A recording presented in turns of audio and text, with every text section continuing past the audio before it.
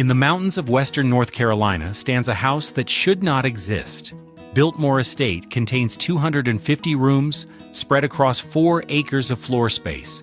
It has 35 bedrooms, 43 bathrooms, 65 fireplaces, and an indoor pool. When George Vanderbilt completed construction in 1895, the project had consumed 6 years and cost approximately $6 million. Adjusted for inflation, that exceeds $200 million in today's currency. No American has built anything remotely comparable since. The reason has nothing to do with changing architectural tastes or declining ambition. The world that made Biltmore possible was destroyed deliberately through taxation, regulation, and public fury at extreme wealth. What replaced it reveals something darker about modern inequality. The billionaires did not disappear. They simply learned to hide. In 1888, George Washington Vanderbilt II was 26 years old and controlled a fortune that exceeded the annual budget of most American states. He was the youngest grandson of Commodore Cornelius Vanderbilt, who had died 11 years earlier as the richest man in America. The Commodore had built his empire on steamships and railroads, transforming transportation across the continent. When he died in 1877, his estate was valued at approximately $105 million, more than the entire United States Treasury held in gold reserves at the time. The fortune passed primarily to the Commodore's son, William Henry Vanderbilt, who proved even more capable than his father. William doubled the inheritance within 8 years through railroad expansion and ruthless management. When William died in 1885, he left approximately $200 million divided among his 8 children. George received roughly $10 million outright, plus substantial trust income. At 23 years old, he became wealthier than he could spend in several lifetimes. George was different from his relatives. His older brothers built mansions in Manhattan and Newport, competing to construct the most elaborate showpieces on Fifth Avenue and along the Rhode Island coast. They hosted costume balls that cost fortunes and filled newspapers with scandalized accounts of excess. George preferred books to parties.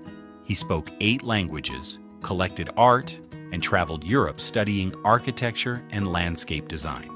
He was shy, intellectual, and uncomfortable with the performative wealth displays that defined Gilded Age society. In 1888, George visited Asheville, North Carolina for his health. Doctors recommended the mountain air for his chronic respiratory problems. The town sat in a valley surrounded by the Blue Ridge Mountains, accessible by railroad but still relatively isolated from eastern cities. The climate was temperate. The scenery was spectacular. The land was cheap. George saw something beyond a health retreat. The forests reminded him of European estates he had visited. The mountains provided natural boundaries and privacy.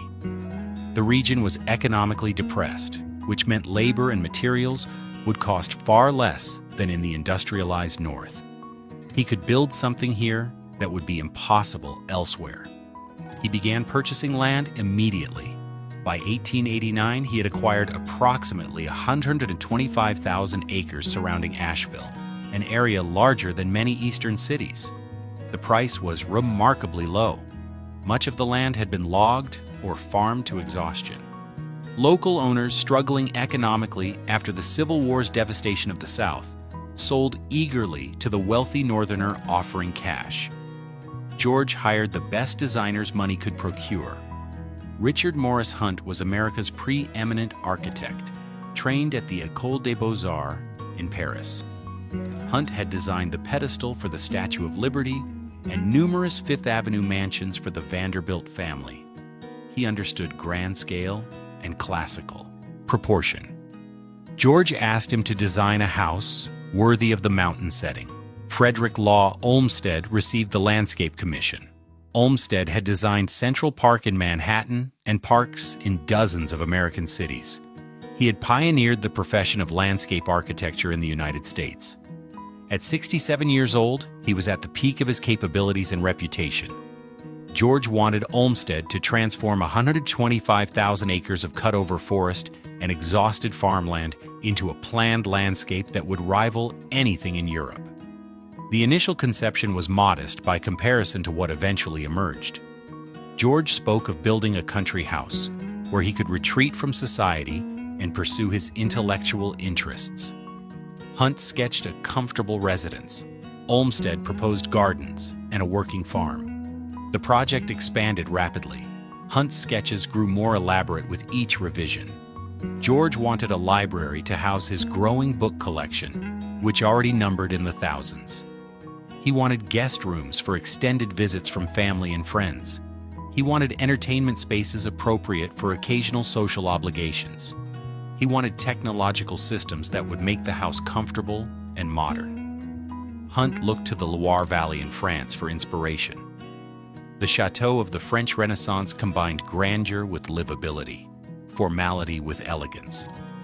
He designed a 4-story limestone structure with a steeply pitched roof, massive chimneys, and elaborate stone carving. The style was French Renaissance revival, transplanted to the American South. Olmsted conceived something unprecedented in America. Rather than simply landscaping around a house, he would create a managed landscape encompassing the entire property. Formal gardens would surround the residence. Beyond them, planned forests would demonstrate scientific forestry practices. A model farm would prove that modern agricultural methods could restore the region's depleted soil. The estate would be self-sufficient, producing its own food, lumber, and income. Construction began in 1889. A private railroad spur was built to the construction site to transport materials. Limestone was quarried in Indiana and shipped south. Craftsmen were recruited from across America and Europe. At peak activity, more than 1,000 workers labored on the house and grounds simultaneously. The scale defied anything previously attempted by a private individual in America. The foundations required excavating into bedrock. The steel structural frame was engineered to support stone walls 4 feet thick. The roof covered more than an acre. Every system was designed for permanence, as though the house would stand for centuries. George visited the site regularly during construction, making decisions on details that ranged from stone selection to furniture placement. He worked directly with Hunt and Olmsted, refining plans as the structure rose. The project consumed his attention completely. He had no interest in business or politics. Building Biltmore became his life's work. The house was designed around specific functions. The ground floor contained public spaces, a banquet hall that could seat 64 guests, a library designed to hold 10,000 volumes, a billiard room, and multiple sitting rooms. The second floor held family bedrooms and guest suites. The third floor contained additional guest rooms and storage. The fourth floor housed servants' quarters. Below ground, a basement level contained kitchens, laundries, mechanical systems, and a swimming pool. Technology was integrated throughout. Electric lights powered by the estate's own generator illuminated every room. Central heating systems carried steam through miles of pipes. An intercom system allowed communication between floors. Elevators transported people and supplies. The house contained innovations that most American buildings would not adopt for decades. Olmsted's landscape work proceeded simultaneously. He planted hundreds of thousands of trees and shrubs, many imported from Europe and Asia. He created a 3-mile approach road that wound through planned forests, designed to build anticipation before revealing the house. Formal gardens descended from terraces behind the residence, featuring fountains, statuary, and seasonal plantings. The farm encompassed thousands of acres, with dairy operations, vegetable gardens, and livestock. By 1895, construction was sufficiently complete for occupancy. George opened the house on Christmas Eve with a family celebration. The project had consumed 6 years and approximately $6 million, equivalent to more than $200 million in current dollars. The result was unlike anything else in America. Biltmore contained 250 rooms, spread across approximately 175,000 square feet of finished floor space. It had 35 bedrooms, 43 bathrooms, and 65 fireplaces. The banquet hall rose 75 feet to a barrel-vaulted ceiling. The library's shelves stretched 2 stories high. The indoor swimming pool measured 70 feet long, lined with imported tile. The house was simultaneously a residence, a museum, and a statement about what private wealth could accomplish. George was 33 years old when he moved in. He had created the largest private residence in American history. He had employed thousands of workers for years. He had proven that a wealthy man could build something that rivaled European palaces. He had also built something that was already obsolete. The world that made Biltmore possible was about to change completely. On Christmas Eve 1895, George Vanderbilt opened Biltmore House to his family for the first time. Snow covered the Blue Ridge Mountains. The approach road wound through 3 miles of planned forest before revealing the château rising from its terraced hillside. Inside, electric lights illuminated rooms filled with art and furniture collected across Europe. A fire burned in the banquet hall beneath a 75-foot barrel-vaulted ceiling. The house was finally ready.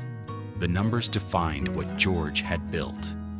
Biltmore contained 250 rooms across 4 stories, plus a full basement. There were 35 bedrooms for family and guests. 43 bathrooms featured modern plumbing with hot and cold running water. 65 fireplaces provided supplemental heating throughout the structure. The finished floor space measured approximately 175,000 square feet, roughly 4 acres under one roof. Richard Morris Hunt had designed the exterior in the style of the Loire Valley Château. Indiana limestone formed walls 4 feet thick at the foundation. The steeply pitched roof, covered in slate, rose to elaborate chimneys and decorative spires. Stone carving covered the facade with Renaissance details that required craftsmen trained in traditional European techniques. The effect from a distance suggested a French palace transported to the American mountains. The interior spaces reflected George's intention to create not just a residence, but a private museum.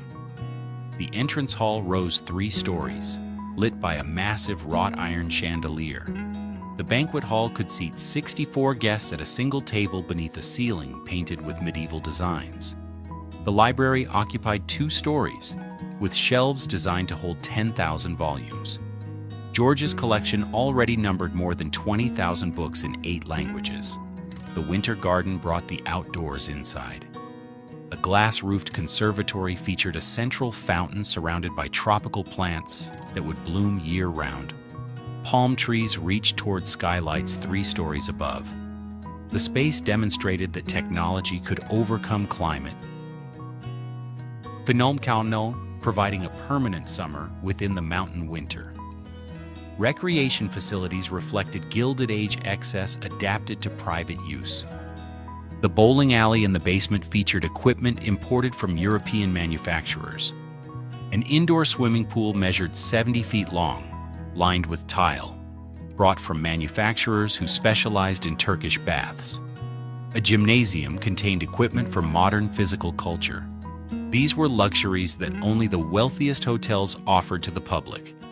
George installed them for his personal use.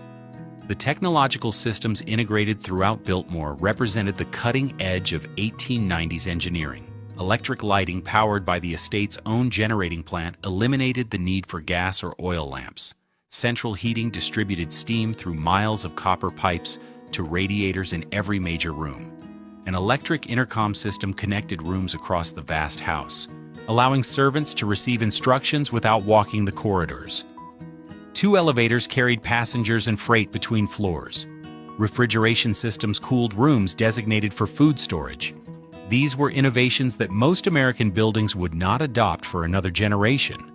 The staff required to operate Biltmore numbered more than 80 people living on the estate. 30 servants worked inside the house as cooks, maids, butlers, and footmen. Additional workers maintained the mechanical systems, tended the grounds, and operated the farm. The 4th floor of the house was devoted entirely to servants' quarters, with small bedrooms, separate dining facilities, and a network of back stairs and service passages that allowed staff to move through the building without disturbing the family. Frederick Law Olmsted's landscape work extended across the entire 125,000-acre property. Immediately surrounding the house, formal gardens descended in a series of terraces.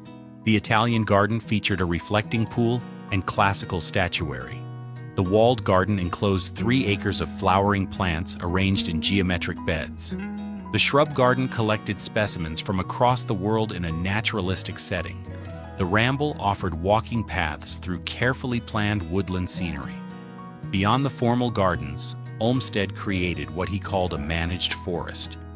He hired Gifford Pinchot, who would later become the first chief of the United States Forest Service, to implement scientific forestry practices on thousands of acres. The goal was to prove that American forests could be harvested sustainably while remaining profitable. The Biltmore Forestry Program became a model for conservation efforts nationwide and trained a generation of professional foresters. The farm operations occupied thousands of additional acres. A dairy herd produced milk, butter, and cheese. Vegetable gardens supplied the house kitchen. Livestock provided meat. Orchards yielded fruit. The estate was designed to be self-sufficient, producing everything needed for daily operations, while also generating income from surplus production sold to the local market. The financial reality was less sustainable than George hoped. Annual operating costs for the house and grounds exceeded $250,000, equivalent to millions in current dollars. George's income from his inheritance and trust funds was substantial, but not unlimited. The estate consumed wealth faster than his investments generated it. Within a few years of completion, George began seeking ways to reduce expenses. He married Edith Stuyvesant Dresser in 1898, 3 years after opening the house. Their daughter Cornelia was born in 1900, the only child George would have. The house that could accommodate dozens of guests and required a staff of 80 was occupied by a family of 3. George tried various schemes to make the estate financially viable. He opened a commercial dairy to sell Biltmore products to a wider market. He sold timber from the managed forests. He experimented with different agricultural approaches on the farmland. None generated sufficient revenue to offset the crushing operating costs. The house itself was simply too large and too expensive to maintain, even for a Vanderbilt. The problem was structural, not personal. Biltmore represented the absolute peak of what private wealth could build in America at the end of the 19th century. But the economic conditions that made such construction possible were already changing. George had built his chateau during a brief window when vast inherited fortunes faced almost no taxation. Labor was cheap and abundant, and society accepted extreme displays of wealth as natural consequences of industrial success. That window was closing. The Panic of 1893 had shaken public confidence in unregulated capitalism. Labor unions were organizing against the industrialists whose fortunes funded estates like Biltmore. Progressive politicians were beginning to question whether such concentrated wealth served any public good. The pressure was building toward systematic change. George died unexpectedly in 1914 at age 51 following complications from an appendectomy. His widow Edith inherited the estate and immediately confronted the financial crisis that George had been delaying. The house was consuming her resources. Property taxes were increasing as local governments sought revenue. The national mood was turning against ostentatious displays of inherited wealth. Edith made a decision that would save Biltmore but transform it completely. In 1930, she opened the house and gardens to paying tourists. Admission fees would help cover operating costs. The private residence became a public attraction. The family continued living in a small section of the house, but most rooms were now displayed for visitors who paid to see how the ultra-wealthy had lived a generation earlier. The transformation revealed something fundamental about Gilded Age mansions. They could not survive as residences. The economic model that built them had collapsed. The only way to preserve them was to convert them into museums, monuments, to an era that had ended almost as soon as it began. Other Vanderbilt properties faced similar choices. The Breakers in Newport, Marble House, and dozens of other family estates would eventually open to the public or be demolished. The generation that built these houses intended them as dynasty headquarters that would shelter their descendants for centuries. Instead, they became tourist attractions within decades. Biltmore stood at the peak of American mansion building. It was the largest, the most expensive, and the last of its kind. Nothing comparable would ever be built again. Not because Americans lost their ambition or their wealth, but because the rules changed. The forces that would make Biltmore impossible to repeat were already gathering strength in 1895. Within 20 years, they would fundamentally alter how wealthy Americans could live. In 1913, the same year George Vanderbilt died, the United States government fundamentally altered the rules of American wealth. On February 3rd, the states completed ratification of the 16th Amendment to the Constitution. Congress now possessed permanent authority to levy taxes on income from whatever source derived. The era of untaxed fortunes was over. Before 1913, the federal government had imposed an income tax only briefly during the Civil War. That temporary measure expired in 1872. The Supreme Court struck down a subsequent attempt in 1895, ruling that direct taxation without apportionment among the states violated the Constitution. For most of the Gilded Age, wealthy Americans faced no federal income tax whatsoever. They could accumulate and spend their fortunes without government interference, beyond modest tariffs and excise taxes. The 16th Amendment changed everything. Congress passed the first permanent income tax law in October 1913. The initial rates appeared modest. Income below $3,000 faced no tax at all. Income between $3,000 and $20,000 was taxed at 1%. The top marginal rate of 7% applied only to income exceeding $500,000 annually, which affected perhaps a few hundred families nationwide. The rates did not stay modest. World War I demanded unprecedented government revenue. Congress raised the top marginal rate to 15% in 1916, then to 67% in 1917, and finally to 77% in 1918. The threshold for the top rate dropped to $1 million, capturing a larger number of wealthy individuals. A man who earned $2 million in 1918 would surrender more than $1.5 million to federal taxation. The war ended, but the high rates largely remained. Congress reduced the top rate to 73% in 1921, then to 58% in 1922, and finally to 25% in 1925. For a few years, it appeared that taxation might return to something approaching the pre-war norm. Wealthy families resumed building, spending, and displaying their fortunes as they had before. The Great Depression destroyed that hope permanently. The stock market collapsed in October 1929. Banks failed by the thousands. Unemployment reached 25% nationally and exceeded 30% in industrial cities. The American economy contracted by roughly 1/3 within 4 years. Public fury at the wealthy intensified as breadlines lengthened and shantytowns spread. President Herbert Hoover, himself a wealthy man who had made his fortune in mining, proposed raising taxes on the rich to address the deficit and fund relief programs. Congress passed the Revenue Act of 1932, which increased the top marginal rate to 63%. When Franklin Roosevelt won the presidency in a landslide that November, he made higher taxes on the wealthy a centerpiece of his New Deal agenda. The Revenue Act of 1935 raised the top rate to 79% on income exceeding $5 million annually. Roosevelt called it the wealth tax, and he defended it explicitly as an attack on concentrated fortunes. He argued that extreme inequality threatened democracy itself, and that progressive taxation would redistribute wealth more fairly across society. The Supreme Court upheld the new tax rates, abandoning its earlier hostility to income taxation. By 1940, the top marginal rate had reached 81%. During World War II, it climbed to 94% on income over $200,000. For the next 3 decades, the top rate never dropped below 70%. A wealthy American who earned $1 million annually might keep less than $100,000 after federal taxes.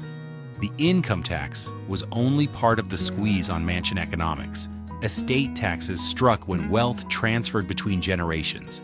Congress first imposed a federal estate tax in 1916 at a maximum rate of 10% on estates exceeding $5 million. The rate rose steadily, reaching 25% by 1924, 45% by 1934, and 77% by 1941. The combination was devastating for families attempting to maintain large estates across generations. A fortune that survived income taxation while the original builder faced estate taxation when he died. If his heir attempted to maintain the family mansion, annual property taxes consumed additional wealth. The three-legged tax system ensured that even the largest fortunes would eventually be dispersed or depleted. Property taxes escalated simultaneously at state and local levels. State governments and municipalities, desperate for revenue during the Depression, raised assessment values and increased mill rates. A mansion that might have faced property taxes of a few $1,000s annually in 1913 could face bills exceeding $50,000 by the 1930s. The ongoing cost of owning a palace became prohibitive regardless of income. The mathematics were simple and brutal. Consider a mansion requiring $250,000 annually to operate, similar to Biltmore's costs. In 1913, a man with $500,000 in annual income faced no federal income tax and could easily cover those expenses. By 1935, that same income faced federal taxes, approaching $400,000. The remaining $100,000 could not maintain the estate, pay property taxes, and support the family. Some attempted to restructure their holdings to minimize taxation.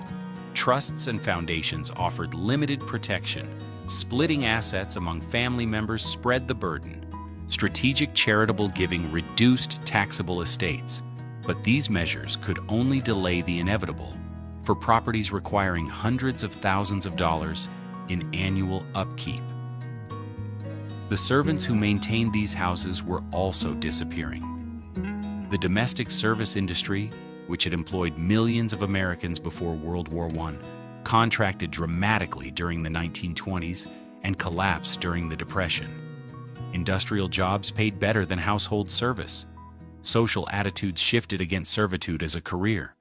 Even wealthy families who could afford large staffs found it increasingly difficult to hire qualified workers.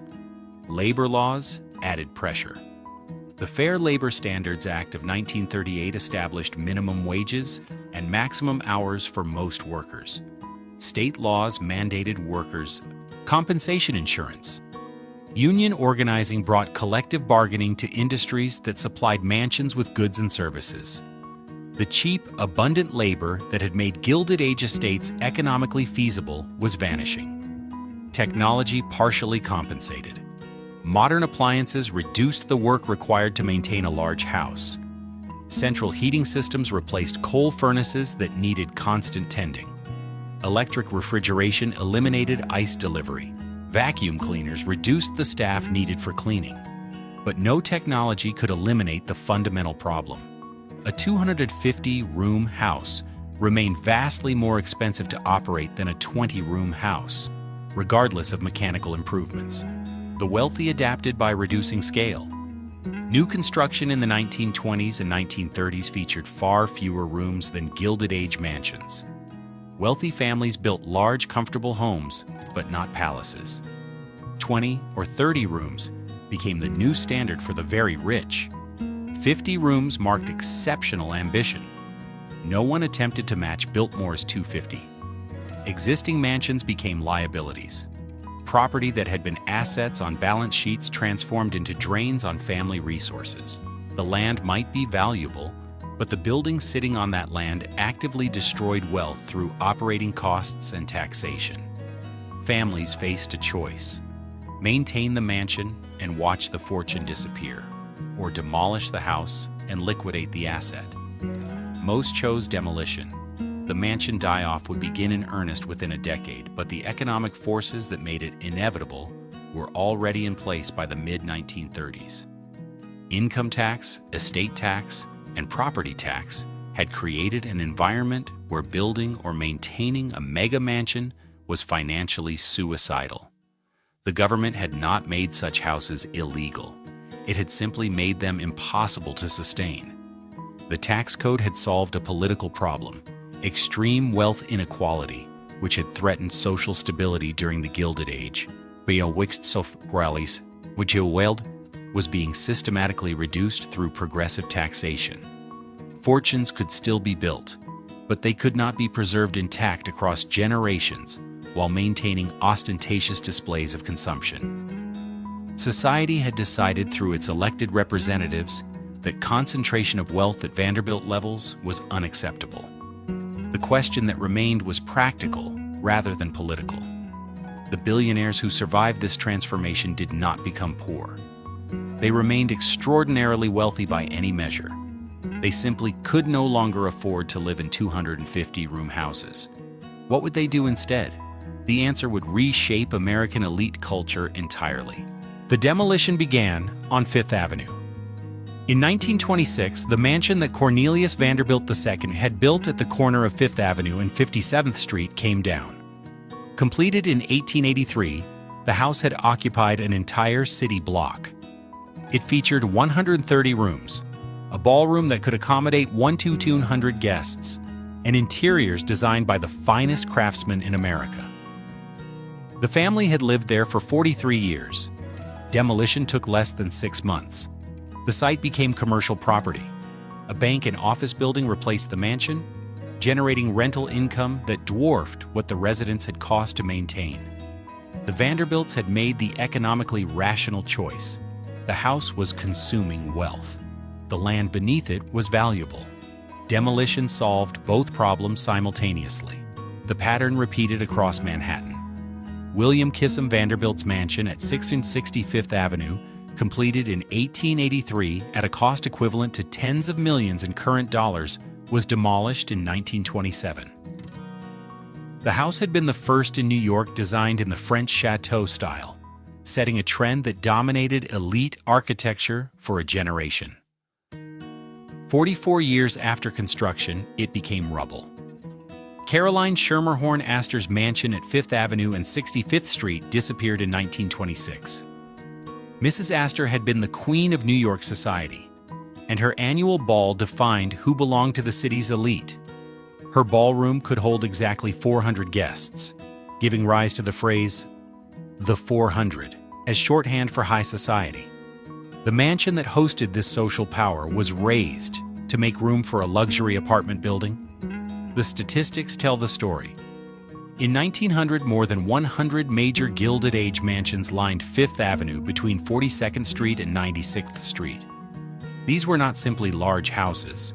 They were palaces, each requiring staffs of 20 to 50 servants, each representing millions of dollars in construction costs and hundreds of thousands in annual upkeep. By 1950, fewer than 10 survived. The rest had been demolished and replaced with apartment buildings, hotels, and commercial structures.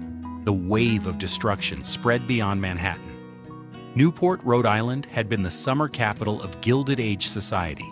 Families built cottages along the Atlantic coast that rivaled European palaces in scale and cost. These were vacation homes, occupied for perhaps 8 weeks each summer, staffed year-round to maintain them in readiness. The breakers, built by Cornelius Vanderbilt II in 1895 at a cost of $7 million, survived only because the family donated it to the Preservation Society of Newport County in 1948. The alternative was demolition. No family member could afford to maintain a 70-room summer house that required 40 servants to operate. Donating it as a museum provided a tax deduction while ensuring its preservation. The house opened to tourists in 1948, and admission fees now fund its maintenance. Marble House, built by William Kissam Vanderbilt in 1892, followed the same path. The family gave it to The Preservation Society in 1963. Rosecliff, Château-sur-Mer, and other Newport mansions survived through similar arrangements. The houses that could not attract donors or preservation societies disappeared. Chicago lost virtually its entire collection of Gilded Age mansions. Potter Palmer's Castle on Lakeshore Drive, completed in 1885, was demolished in 1950. The house had contained 42 rooms and a 3-story art gallery. Palmer had been one of Chicago's wealthiest merchants, and his mansion had defined elite architecture in the city for decades. The land was worth more empty than occupied. The same pattern played out in San Francisco, Philadelphia, Cleveland, and every major American city. Houses built to last centuries were demolished within 2 or 3 generations. The economics were inescapable. Annual operating costs exceeded what even wealthy families could justify spending. Property taxes consumed additional resources. The land itself was worth more for higher density uses. What replaced these mansions reveals the transformation clearly. Apartment buildings generated rental income from dozens or hundreds of units on the same land that had held one family. Office buildings created even higher returns. Commercial hotels put property to profit-generating use. The American real estate market had become too sophisticated and too expensive to tolerate single-family mansions on premium urban land. The few mansions that survived did so by transforming their function entirely. The Frick Collection in Manhattan occupies the former residence of industrialist Henry Clay Frick. Completed in 1914, the house was designed from the beginning with eventual museum use in mind. Frick's will provided an endowment to maintain it as a public art gallery after his death. The house opened as a museum in 1935 and remains one of New York's premier cultural institutions. The Cooper Hewitt Smithsonian Design Museum occupies Andrew Carnegie's mansion at 5th Avenue and 91st Street. Built in 1902, the 64-room house was the northernmost mansion on 5th Avenue when constructed. Carnegie chose the location specifically because land was cheaper than further downtown. The family donated it to the Smithsonian in 1972 for conversion to a museum. It was preserved because it became something other than a residence. The Morgan Library preserves J.P. Morgan's library building adjacent to his demolished mansion. Morgan built the library in 1906 to house his collection of rare books and manuscripts. The house is gone, but the library survives as a museum and research center. The pattern holds. Institutional use justified preservation. Residential use guaranteed demolition. Even Biltmore, the largest and most famous of all American mansions, survived only by opening to tourists in 1930. The Vanderbilt family retained ownership but could no longer afford to live in the entire house. Admission fees from visitors covered operating costs that no family could sustain. Privately, the house became a museum that happened to have family members still living in one wing. The staff crisis accelerated the demolition wave. Domestic service had employed millions of Americans before World War I. By the 1930s, the industry had collapsed. Young people chose factory jobs or clerical work over household service. Even families with sufficient wealth to maintain large houses could not find workers willing to fill the positions. Technology helped, but could not compensate entirely. Modern appliances reduced the work required for cleaning, cooking, and maintenance. Central systems for heating and cooling eliminated some of the most labor-intensive tasks. But no technological advance could make a 100-room house as efficient to operate as a 20-room house. The scale itself was the problem. The Great Depression provided the final push.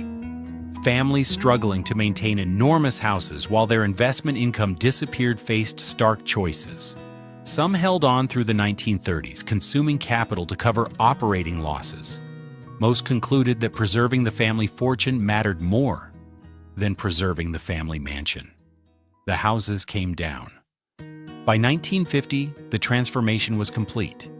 The American mansion as Gilded Age symbol had become extinct. Those that survived did so as museums, schools, or institutional buildings. None functioned as private residences in the way their builders had intended. The era of building palaces for oneself had ended permanently. The wealthy did not disappear. They simply learned to live differently. The billionaires who remained after the mansion die-off controlled fortunes that would have astonished the Vanderbilts. They had adapted to a world where visible displays of wealth invited taxation, regulation, and public fury. The question was not whether they would continue spending lavishly. The question was where their money would go if not into 250-room houses. The modern billionaire owns more than George Vanderbilt ever imagined. You just cannot see it. Bill Gates lives in a house called Xanadu 2.0 on the shore of Lake Washington near Seattle. The residence measures approximately 66,000 square feet, spread across multiple buildings on 5 acres. This is large by any standard. It would accommodate perhaps 40 rooms if divided conventionally. But it is not a palace. It is not meant to be seen from the street or to inspire awe in visitors. The approach is deliberately understated. Trees screen the property from public view. The design prioritizes technology and privacy over grandeur and display.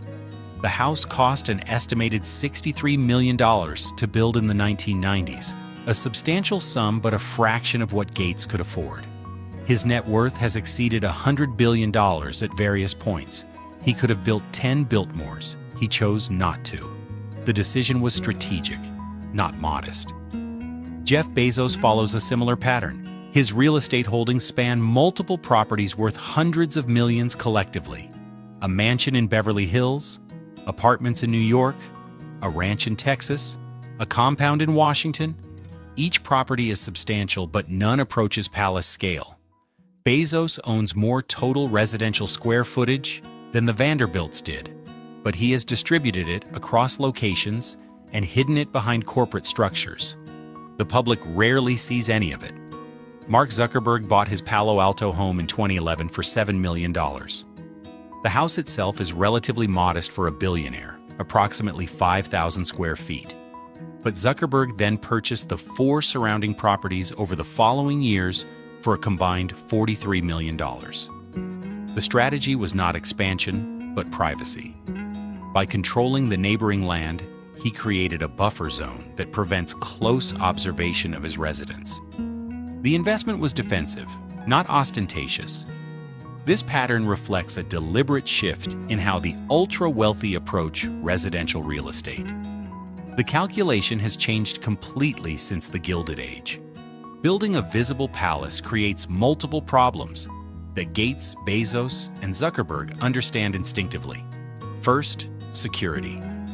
Ostentatious display attracts unwanted attention.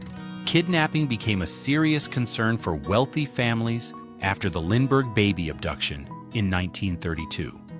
Subsequent decades brought additional threats from political radicals, opportunistic criminals, and mentally unstable individuals fixated on the rich. A visible mansion advertises the location of vulnerable family members. Modern billionaires prefer anonymity. Second, taxation. Property assessors notice palaces. A 250-room mansion generates an enormous property tax bill annually. Assessment fights with local governments consume time and money. Smaller properties in favorable jurisdictions minimize this burden. Many billionaires maintain legal residences in states with no income tax and low property taxes. Florida, Texas, Nevada, and Wyoming attract wealthy residents for precisely this reason. Third, public relations. Building a palace invites media coverage and public criticism. The Occupy Wall Street movement in 2011 demonstrated continuing public hostility toward visible wealth inequality. Politicians seeking populist support target billionaire excess regularly. Conspicuous consumption creates political liabilities that billionaires prefer to avoid. The strategic response has been to shift wealth away from residential real estate entirely. Rather than investing hundreds of millions in a single showpiece mansion, modern billionaires deploy capital across diverse holdings, that generate returns rather than consuming resources. The compound strategy exemplifies this approach. Rather than building one enormous house, wealthy individuals construct multiple smaller structures on large properties. Each building serves a specific function. One contains living quarters, another houses offices, a third provides guest accommodations, a fourth holds recreational facilities. The total square footage may equal or exceed Gilded Age mansions, but the architectural presentation remains deliberately modest. Silicon Valley billionaires particularly favor this approach. Larry Ellison, founder of Oracle, owns approximately 1,500 acres on the Hawaiian island of Lanai, which he purchased outright for $300 million in 2012. He controls an entire island, something no Vanderbilt achieved. But the individual structures on the property remain relatively small and widely distributed. The power lies in owning the island, not in building a palace visible from the sea. Ownership structure matters as much as physical structure. Modern billionaires typically hold property through limited liability companies, trusts, and other legal entities that obscure personal connection.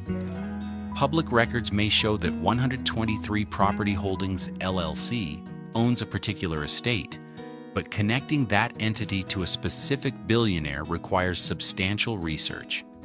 The privacy protection is deliberate and professionally maintained. This opacity serves multiple purposes.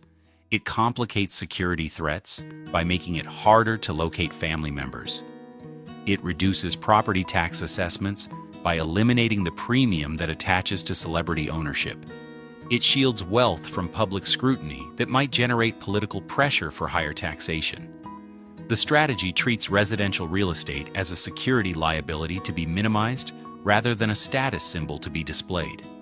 The tax advantages extend beyond annual property taxes. Estate planning drives many residential real estate decisions. A $100 million mansion represents $100 million subject to estate tax when the owner dies.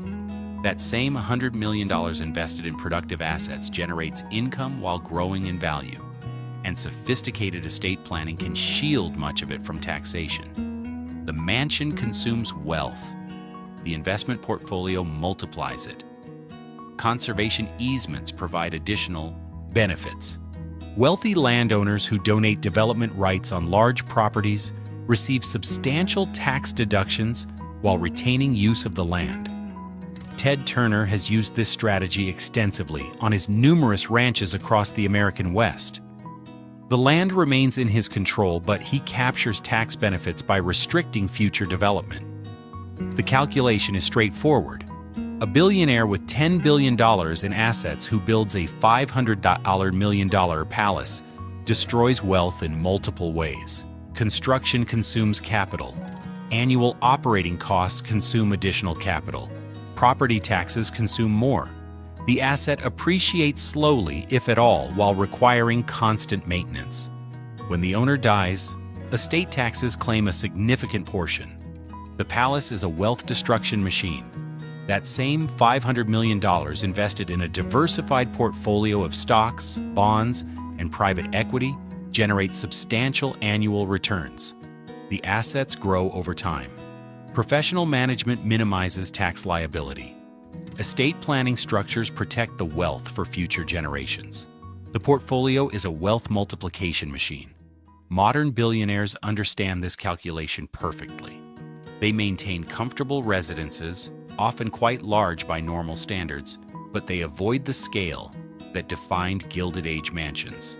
The wealth exists, but it flows into channels that generate returns rather than consuming resources. The question is where that wealth goes, if not into palaces. The answer reveals something more troubling than Gilded Age ostentation. John D. Rockefeller built Kykuit, his estate overlooking the Hudson River.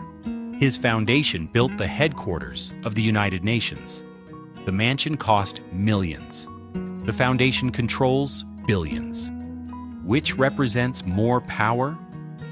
The Rockefeller model established the pattern that modern billionaires follow. Transform from hated monopolist to celebrated philanthropist through strategic charitable giving. The strategy serves multiple purposes simultaneously. It provides enormous tax deductions. It shapes public policy without democratic oversight. It purchases reputation and legacy. Most importantly, it allows wealth to exercise power across generations in ways that mansions never could. The modern charitable foundation operates as something between a nonprofit organization and a dynastic trust. Assets placed in the foundation avoid estate taxation entirely. The foundation itself pays no taxes on investment income. Grants to qualified charities provide public benefit while advancing the founder's priorities.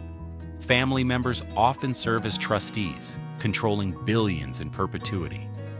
The scale dwarfs anything the Gilded Age imagined. The Bill and Melinda Gates Foundation holds an endowment exceeding $50 billion, making it the largest private charitable foundation in the world. Annual grant making exceeds $5 billion. The foundation shapes global health policy, education reform, and agricultural development across dozens of countries. Its influence on international vaccination programs alone affects hundreds of millions of people. The foundation model provides something a mansion cannot. A palace displays wealth but exercises no direct power beyond impressing visitors. A foundation with a $50 billion endowment shapes the priorities of governments, universities, and international organizations. Gates Foundation funding decisions influence research agendas, public health strategies, and educational policies worldwide. This is power that persists regardless of where Bill Gates chooses to sleep at night. The Chan Zuckerberg Initiative, established in 2015, takes the model further. Rather than creating a traditional charitable foundation, Mark Zuckerberg and his wife Priscilla Chan structured their philanthropy as a limited liability company. This provides even greater flexibility. An LLC can make political donations, invest in for-profit companies, and lobby for policy changes that traditional foundations cannot pursue. Zuckerberg pledged to transfer 99% of his Facebook shares to the initiative, a commitment worth more than $100 billion at various market valuations. The LLC structure attracted criticism precisely because it avoids the restrictions that apply to charitable foundations. Traditional foundations must distribute at least 5% of their assets annually to qualified charities. They face strict limits on political activity. They must disclose their finances publicly. The Chan Zuckerberg Initiative faces none of these requirements. It operates as a private investment vehicle that can pursue any goal the founders choose, charitable or otherwise, while benefiting from the tax deductions associated with charitable giving. Jeff Bezos announced the Bezos Earth Fund in 2020, committing $10 billion to fight climate change. The sum represents approximately 8% of his net worth at the time, a substantial commitment but hardly a sacrifice. The fund provides Bezos with significant influence over climate policy and environmental organizations worldwide. More importantly, it provides favorable publicity at a time when Amazon faces increasing criticism for its environmental impact and labor practices. The tax implications are substantial. A billionaire who donates $10 billion to a charitable foundation receives a tax deduction for the full amount. At the highest tax rates, this could save approximately $4 billion in federal taxes. The remaining $6 billion, which the billionaire genuinely surrendered, purchases enormous influence over how and where those funds are deployed. The foundation invests the endowment, generating returns that fund grants in perpetuity. The donor's priorities shape charitable giving long after their death. Media ownership provides another channel for influence that mansions could never deliver. Jeff Bezos purchased The Washington Post in 2013 for $250 million. This was pocket change for a man worth more than $100 billion at the time. But the acquisition provided ownership of one of America's most influential newspapers, a publication that shapes political discourse in the nation's capital.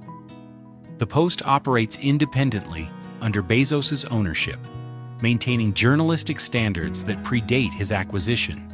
But the mere fact of his ownership raises inevitable questions about coverage of Amazon, his space company Blue Origin, and his personal affairs. Publishers traditionally wielded enormous political influence. Bezos acquired that influence for less than the cost of maintaining Biltmore for 2 years. Laurene Powell Jobs, widow of Apple founder Steve Jobs, purchased a majority stake in The Atlantic magazine in 2017. Mark Benioff, founder of Salesforce, bought Time magazine in 2018 for $190 million. Patrick Soon-Shiong purchased the Los Angeles Times in 2018 for $500 million. In each case, billionaires acquired major media properties for sums that represented tiny fractions of their total wealth. The pattern reflects a calculated strategy. Major media properties confer prestige and influence disproportionate to their financial value. Most operate at losses or narrow margins, making them unattractive to profit-focused investors. But for billionaires seeking platforms to shape public discourse, these properties are bargains. The cost of ownership is trivial. The potential influence is substantial. Elon Musk's acquisition of Twitter in 2022 for approximately $44 billion represents the extreme version of this strategy. The platform had roughly 400 million users and served as a primary channel for political discourse, news dissemination, and public debate. Musk's purchase gave him control over the algorithms that determine what hundreds of millions of people see, the moderation policies that govern what they can say, and the features that shape how they interact. The price was substantial even for Musk, requiring him to leverage other assets and take on significant debt. But the acquisition provided something no mansion could offer. Twitter is infrastructure. It is a platform that politicians, journalists, activists, and citizens worldwide depend on for communication. Controlling that platform provides influence over public discourse itself. The comparison to Gilded Age power is instructive. John D. Rockefeller controlled 90% of American oil refining. This gave him enormous economic power and substantial political influence. But his power operated through market mechanisms and was ultimately constrained by antitrust law. Modern platform owners exercise power more directly. They control the systems through which information flows, conversations occur, and communities form. Mark Zuckerberg controls Facebook, Instagram, and WhatsApp, platforms with more than 3 billion combined users. This is a larger population than any nation-state. The algorithms that determine what content these users see, the policies that govern what they can post, and the data collection practices that monetize their attention are all controlled by Zuckerberg and his subordinates. No king, president, or prime minister exercises comparable power over so many people. Jeff Bezos built Amazon into a platform that controls approximately 40% of American e-commerce. Amazon Web Services provides the infrastructure that runs substantial portions of the internet. Bezos also owns the Washington Post and is building Blue Origin to commercialize space access. The integration of e-commerce platform, cloud computing infrastructure, media property, and aerospace company creates a vertically integrated empire that Standard Oil might envy. The political influence flows naturally from economic control. The largest corporations spend hundreds of millions annually on lobbying and campaign contributions. The Supreme Court's Citizens United decision in 2010 removed many restrictions on corporate political spending, opening channels for wealth to influence elections directly. Billionaires can now fund political campaigns, lobbying efforts, and issue advocacy at scales that would have been illegal in previous generations. The calculation is straightforward. Why build a palace that costs hundreds of millions, generates no income, and exercises no power beyond aesthetic display when that same capital could fund a foundation that shapes global health policy, purchase a media property that influences public discourse, or acquire a platform that controls how billions of people communicate? The answer is obvious to every modern billionaire. The mansion is obsolete. Not because wealth disappeared, but because better instruments of power emerged. The Vanderbilts built monuments to themselves that tourists now visit for admission fees. Modern billionaires build systems of control that most people do not even recognize as concentrated power. The wealth is greater, the influence is deeper, the visibility is far less. Yet for all this influence, the ultra-wealthy still need somewhere to live. What they build now reveals the final transformation of American elite culture. Mark Zuckerberg's compound on the Hawaiian island of Kauai illustrates the modern approach. Beginning in 2014, Zuckerberg and his wife purchased approximately 100 acres of land on the island's north shore for more than $100 million. The property includes beaches, forests, and former plantation land. In 2016, Zuckerberg began constructing a 6-foot wall around portions of the property, triggering local controversy and accusations of colonialism. The wall was not decorative, it was functional, designed to prevent observation and access. The compound strategy reflects the fortress mentality that defines modern billionaire residential planning. Rather than building a palace that welcomes admiration, Zuckerberg constructed a barrier that enforces exclusion. The contrast with Biltmore could not be more complete. George Vanderbilt built his mansion on a prominent hilltop and invited visitors to marvel at its scale. Zuckerberg hides behind walls on a remote island and resents anyone who notices. Larry Ellison took the fortress concept to its logical extreme. In 2012, Ellison purchased approximately 98% of the Hawaiian island of Lanai for an estimated $300 million. The island spans roughly 140 square miles and had a population of about 3,000 residents at the time of purchase. Ellison now controls nearly an entire island, something no American tycoon had achieved since the 19th century. Ellison has not built a single mega mansion on Lanai. Instead, he has developed multiple properties across the island, invested in luxury resorts, and implemented agricultural and conservation projects. The strategy treats the island itself as the estate rather than any individual structure. Geographic isolation provides security and privacy that walls alone cannot deliver. Owning the island means controlling who arrives and under what circumstances. The ranch estate represents another favored approach among the ultra-wealthy. Ted Turner owns approximately 2 million acres across multiple properties in Montana, Nebraska, New Mexico, and other western states. This makes him the second largest private landowner in America. John Malone owns approximately 2.2 million acres, making him the largest. Both men acquired their holdings gradually over decades, assembling enormous territories from smaller ranches and farms. These properties are not residential showpieces. They are working ranches that generate modest income from cattle, bison, and conservation activities. The residences on these properties remain relatively modest, often comprising multiple small structures rather than single palaces. The power lies in controlling vast territories, not in building impressive houses. A billionaire who owns 1 million acres controls more land than many European principalities, but does so without attracting the attention that a 250-room mansion would generate. The conservation framing provides additional benefits. Wealthy landowners who place conservation easements on their properties receive substantial tax deductions while retaining use of the land. The easements restrict future development, protecting the land in perpetuity while providing immediate financial benefits to the owner. Turner has used this strategy extensively, protecting hundreds of thousands of acres while capturing tax benefits worth tens of millions.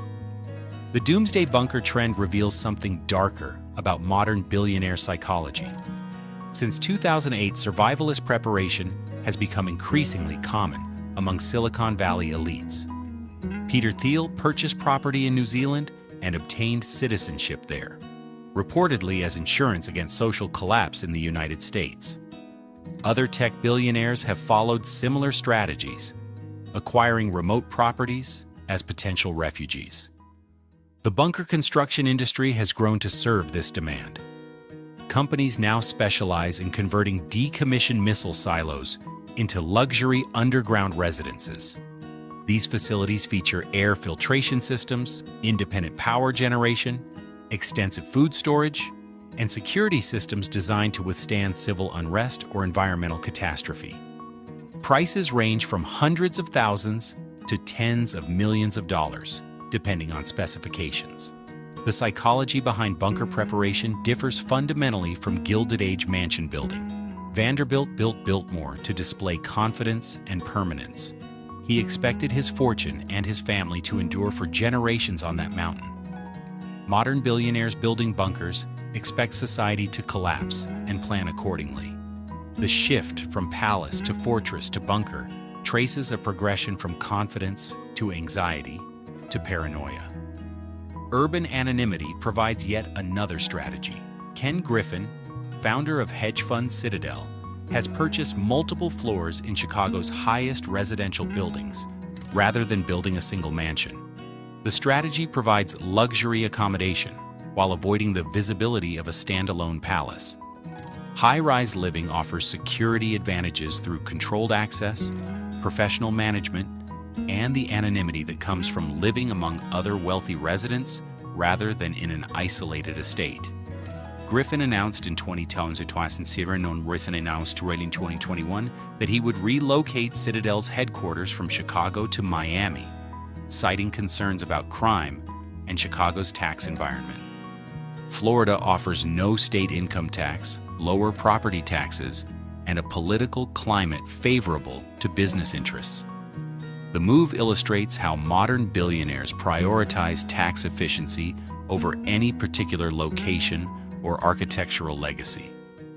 The corporate campus residence represents perhaps the most distinctive modern development. Major technology companies now provide housing for employees on or near company property, blurring the boundary between work and life. Google, Facebook, and Apple have all developed extensive campuses that include not just offices, but also restaurants, fitness facilities, medical services, and in some cases, residential units. For billionaire founders and executives, the campus becomes a kind of estate. Larry Page and Sergey Brin effectively live at Google, spending more waking hours on campus than anywhere else. Mark Zuckerberg's home in Palo Alto sits minutes from Facebook headquarters, and he reportedly works from home regularly, making the distinction between residence and office largely semantic. The campus provides everything a traditional estate offered: security, services, community, without the visibility and tax burden of a palace. Jeff Bezos's Blue Origin facility in West Texas illustrates this model at its most extreme. The company's launch site and testing facility sprawls across hundreds of thousands of acres in a remote desert region. Bezos maintains residential facilities on the property, blending workspace with personal retreat. The facility is technically a commercial aerospace operation, but it also functions as a private domain where Bezos can pursue his space ambitions away from public scrutiny. Common threads connect these diverse strategies. Every approach prioritizes privacy and security over display. Every approach seeks to minimize taxation through jurisdiction selection, legal structures, or conservation mechanisms. Every approach reflects awareness that visible wealth attracts negative attention from criminals, activists, politicians, and the public. Most importantly, none of these approaches creates anything like Biltmore. No modern billionaire builds a 250-room house meant to be admired by the public and preserved for generations.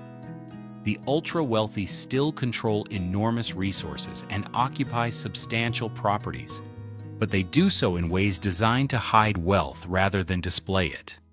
The mansion as statement of permanence and confidence has been replaced by compounds, ranches, bunkers, and urban anonymity that reflect a different psychology entirely. The question is whether this transformation represents progress. Gilded Age mansions offended democratic sensibilities and wasted resources on ostentation. But at least everyone could see the wealth and knew who possessed it. Modern billionaire holdings are vast, powerful, and largely invisible. The public cannot photograph what it cannot find. The tax assessor cannot value what is hidden behind LLCs. The historian cannot study what leaves no architectural record. Biltmore still stands because it became something George Vanderbilt never intended. The private retreat became a public museum. The family seat became a tourist attraction. The monument to one man's wealth became a source of employment and economic activity for an entire region. Whether any of today's billionaire compounds will serve similar purposes a century from now remains uncertain. Most were designed to disappear rather than endure. Block, Section 7, She Word. Count, approx. 1,050 words. Today, Biltmore Estate receives approximately 1.4 million visitors annually. They arrive by car and tour bus, purchase admission tickets, and walk through rooms preserved exactly as they appeared when George Vanderbilt died. The banquet hall still displays the long table set for Christmas dinner. The library still holds thousands of books on shelves rising 2 stories high. The winter garden still features tropical plants beneath glass skylights. The house has become what it could never be while the family lived there fully, a monument to a vanished world. The estate operates as a profitable business. Admission fees generate more than $100 million in annual revenue. The property includes hotels, restaurants, a winery, and retail operations. Employment exceeds 2,000 people, making Biltmore one of the largest employers in western North Carolina. The house that consumed George Vanderbilt's fortune now generates substantial income for his descendants and provides economic benefits to the surrounding region. The financial model represents the only viable path for preserving Gilded Age mansions. Private residential use proved economically impossible. Only by transforming into tourist attractions, museums, or institutional facilities could these structures survive. Biltmore succeeded where most others failed because the family adapted early, opening to tourists in 1930 when commercial tourism was still developing as an industry. The experience of visiting Biltmore today reveals what has been preserved and what has been lost. Tourists wander through rooms that once accommodated only family, guests, and servants. They photograph spaces where the Vanderbilts lived their private lives. They examine furnishings and art collections that were never meant for public display. The house has been democratized through admission fees, allowing anyone with $75 to experience rooms that George Vanderbilt built for his exclusive use. What visitors see is genuinely remarkable. The craftsmanship that built Biltmore cannot be replicated today. The stone carving, the woodwork, the ceiling details, the technological systems all represent skills and techniques that have largely disappeared from American construction. Modern building codes, labor costs, and architectural priorities make such work prohibitively expensive even for billionaires who could theoretically afford it. The scale itself astonishes. Walking through Biltmore requires hours. The distances between rooms, the heights of ceilings, the dimensions of public spaces all exceed what modern residential architecture attempts. Contemporary luxury homes may feature expensive materials and elaborate technology, but they rarely achieve the monumental scale that defined Gilded Age construction. Size for its own sake no longer serves any practical or social purpose. The preservation success comes with costs. Biltmore is frozen in 1895, maintained as a historical exhibit rather than an evolving residence. The family, members who still live on the property, occupy a small section and remain invisible to tourists. The house has become a museum that happens to have descendants living in it, rather than a family home that welcomes visitors. The transformation ensured survival, but eliminated the original purpose. The comparison to demolished mansions reinforces how fortunate Biltmore's preservation was. Of the hundreds of comparable houses built during the Gilded Age, fewer than a dozen survive in anything approaching original condition. The Vanderbilt mansions on Fifth Avenue are gone. The Palmer Mansion in Chicago is gone. Dozens of Newport cottages are gone. San Francisco lost virtually everything in the 1906 earthquake and subsequent development. Most American cities retain perhaps one or two examples of Gilded Age domestic architecture, usually preserved through donation to museums or conversion to institutional use. What was lost architecturally represents more than just buildings. An entire approach to construction disappeared.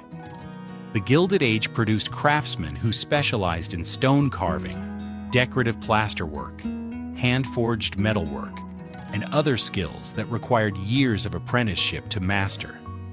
These trades sustained communities of artisans who passed techniques across generations.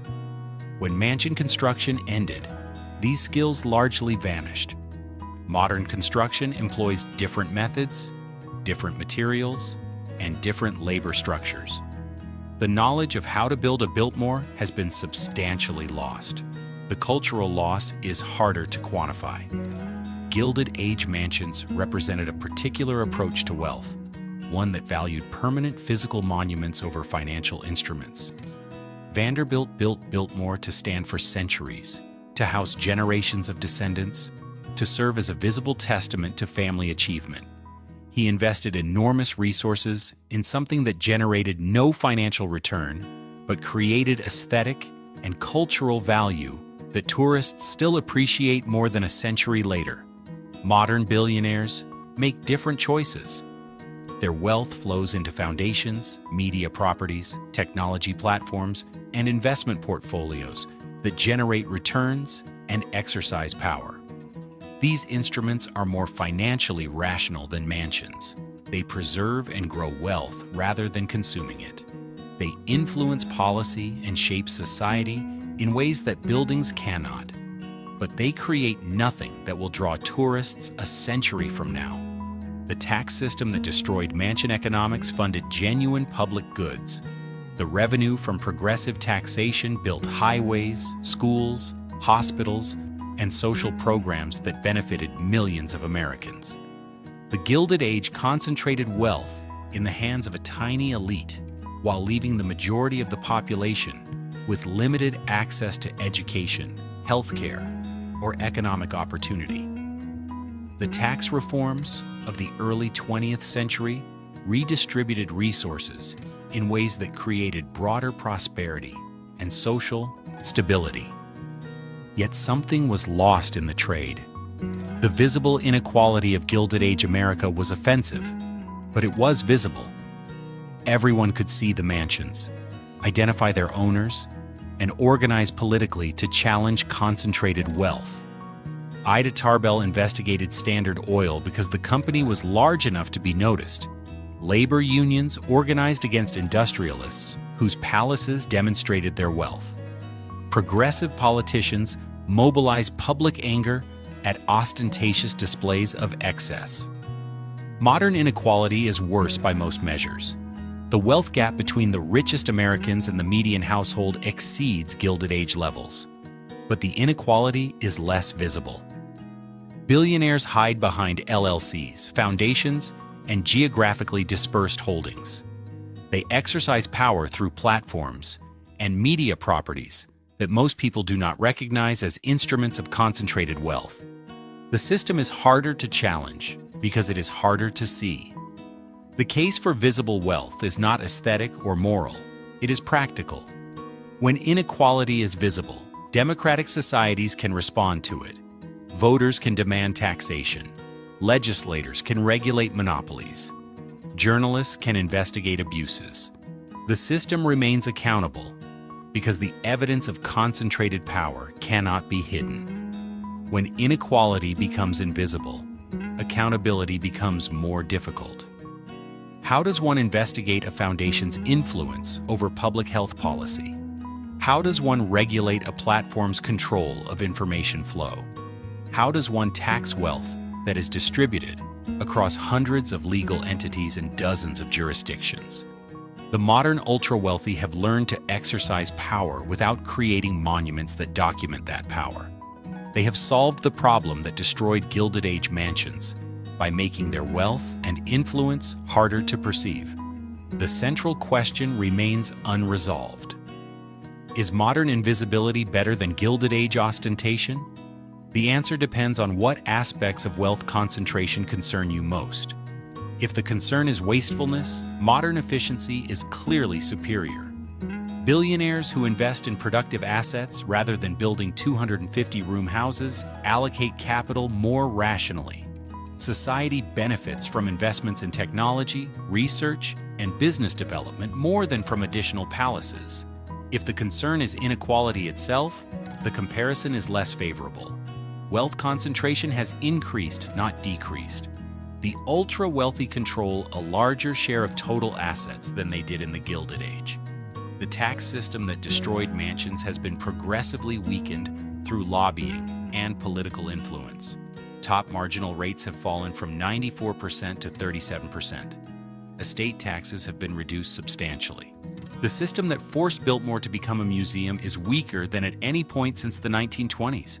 If the concern is accountability, modern invisibility creates serious problems. Power that operates through foundations, platforms, and media. Properties is harder to challenge than power that built visible palaces. The ultra-wealthy shape education policy, health policy, environmental policy, and media discourse without the public oversight that democratic systems require. Foundations operate in perpetuity with minimal transparency. Platforms control information flow with limited regulation. The concentration of power has increased even as the visibility of that power has decreased. Biltmore stands as evidence of both what was lost and what was gained. The house is beautiful, impractical, wasteful, impressive, offensive, and culturally valuable simultaneously. It represents an era when the wealthy built monuments to themselves that tourists now pay to see. It demonstrates craftsmanship that modern construction rarely attempts. It proves that concentrated wealth, however objectionable, can create things of lasting aesthetic value. But Biltmore also demonstrates that such monuments cannot be sustained. George Vanderbilt built his château to last centuries. It survives not because his descendants maintained it as a private residence, but because they transformed it into a commercial enterprise. The house endures by becoming something its builder never intended. The lesson applies beyond architecture. The billionaires stopped building Biltmores because the world forced them to evolve. Whether they evolved into something better or merely something less visible remains an open question. Modern wealth is more rationally deployed, more strategically protected, and more politically influential than Gilded Age fortunes. It is also less accountable, less visible, and harder to challenge through democratic processes.